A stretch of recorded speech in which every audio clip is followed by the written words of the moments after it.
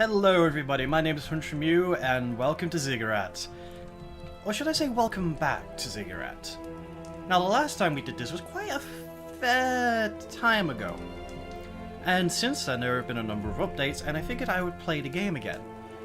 And I figured while I was playing the game again, I would show some of the changes that have happened, because before there weren't as many classes unlocked at the beginning. But there have been a few more additions since I last played. Now I had to kind of play beforehand to just unlock some of these because they required a bit of confirmation. But we have everything we kind of had before, you know, we've had our sorcerers, our shamans. But if we go all the way to the end here, I don't recognize these people. The witch, the battle mage, and the cleric. And I'm just going to say it right now, I like the battle mage. He is an interesting choice in a roguelite kind of game, because he is a class that is specialized upon using damage he's taken to allow him to use spells. And you'll understand what I'm on about when we get in. Now, we're going to be playing this on normal, mostly because due to, let's just say, the RNG this game can have, a good run can sometimes just not happen, which means hard mode is just going to be unfair. So we're going to be playing on the normal. And as I said, there were changes, but there was one thing that didn't really change, and that is the game itself. Everything just runs the same, and it runs a fair bit smoother now. A fair bit of optimization happened since I last properly played this. Now, let's look into our little class, the Battle Mage. This is where he comes into play. You gain mana, which works on every single one for every point of damage you take. Along with that, we have a bit of a buff to the amount of mana we get from any mana gems, and we have a homing staff. You may be thinking, well, where's the mana problem? Well, he passively loses mana. The idea behind this class is to buff yourself up so you are very tanky, so that you can freely use your spells.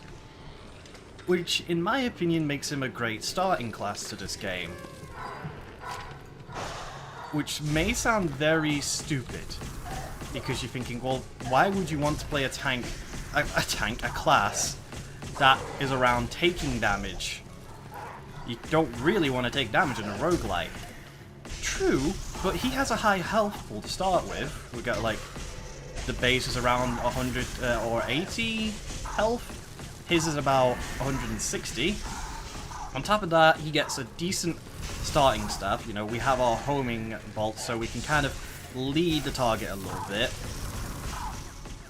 And it works. And while it's not the fastest staff, it does its job. On top of that, he is honestly what I would say the safest class, because you don't run into mana problems, because, as you can clearly see, I barely had any mana when we got in here, but because I was taking damage, I have more mana, and this is the boss room. There's also been actually a new room type added in since I last played, or maybe I just never came across it originally. But we'll get into it when we find one. They're usually around here somewhere. This is a minion room. So along with this, I have played this a fair bit between videos. So there has been a few new additions unlocked. A lot, you know, such classes and all that. On top of that, there are some new weapons I got.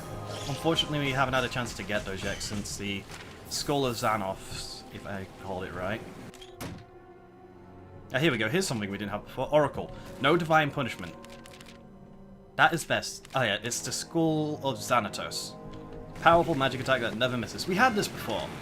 It's a nice spell, but it's a bit slow. That's kind of its downside. Does its job, just a bit too slow. Oh! Okay, do not want to be in this room. This kind of trap room is evil.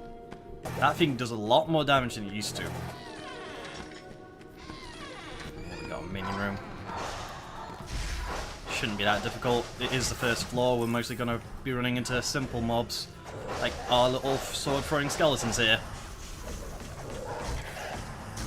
You know, I should probably take some damage. Thank you. There you go. get to use the skull a little bit.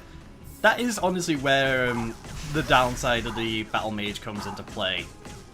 With the whole idea that you don't get to choose when you use your spells without having to take damage. You have to control your health pool much more. Which kind of brings me back to the whole idea is he's a good starting class, because being required to focus on your health pool, in my eyes, is a great way to start someone off, because it teaches them about their most important resource. Because if I have no health, I'm dead. Unless I had the, there is one perk that actually kind of works to help you if you're low on health. It's basically a free life, which everyone could use in real life, honestly.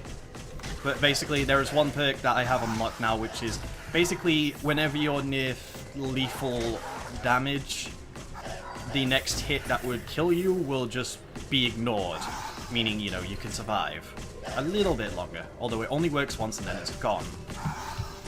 To say, like, you're just one hit away from a boss or something. Jesus Christ, you're annoying. You know what?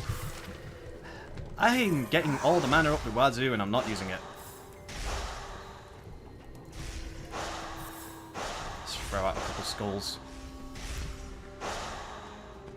There you go, that cleared out the area.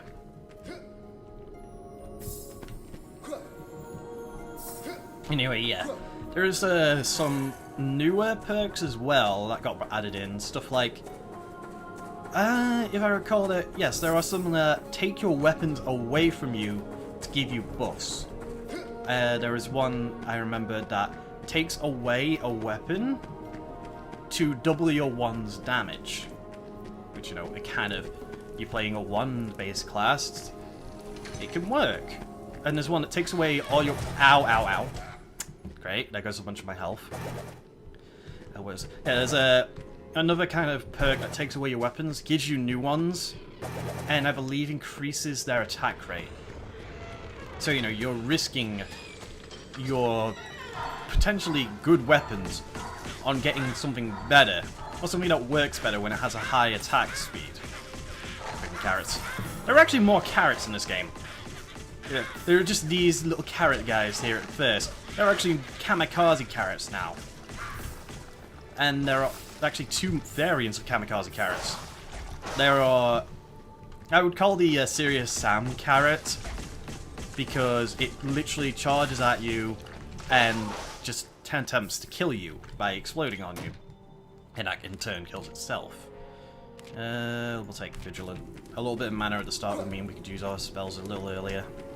Anyway, and there's and speaking of the carrots again, there is a, I believe it's called a pepper carrot, which when it dies explodes into 4 poison clouds that split diagonally, which is interesting. Let's get this portal key right here. We're not going for the boss straight away, because we want to see if we can find anything interesting. You know, maybe a treasure room, maybe something like this. This works. Although I hate this room, because it's all about jumping on moving platforms, and I suck at this. I usually get the timing wrong. Let's hope I don't here. And jump. There we go. Okay, I'm doing okay. Alright, okay, I got lucky that time. I usually end up in the lava whenever I get to one of these rooms at least once. What did we get? Points and a perk. Warcry. Ah, that's useful.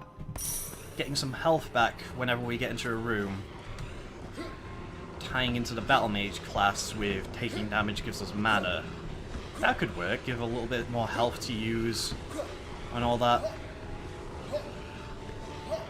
Ow. Fuck. I was hoping I was fast enough, but sadly the Battle Mage starts off a little slow.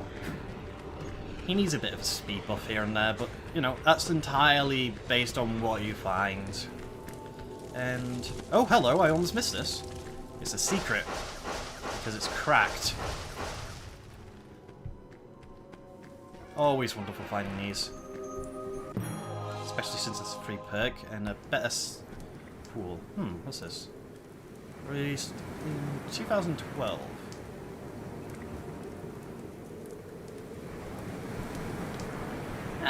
Some of their old games.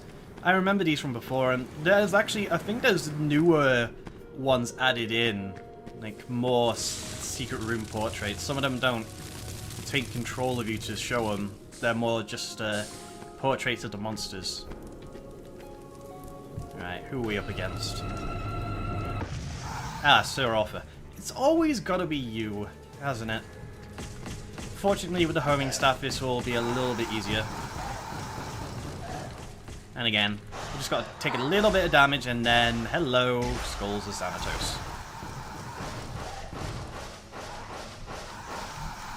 Now I should try and keep some distance so his attack doesn't rip me apart so easily. But at the same time, I can use it as a way to keep my mana up. Now, that's kind of where the Battle Mage gets really gets this play value from, just trying to discover the best ways of handling things.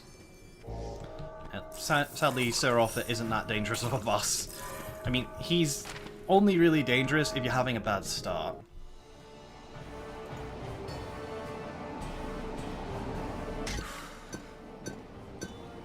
And with that, the first level is complete. We found a secret room, which is always nice, and we got a fair few items. Let's get moving on to the next floor.